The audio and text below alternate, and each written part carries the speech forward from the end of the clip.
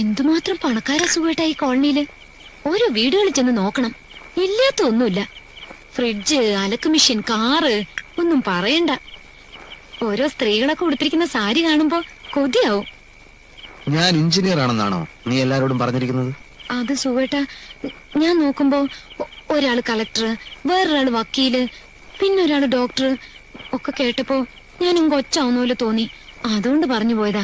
ഇനി സുഖേട്ടനായിട്ട് അത് തിരുത്താനൊന്നും പോണ്ട. ആരറിയാനാ.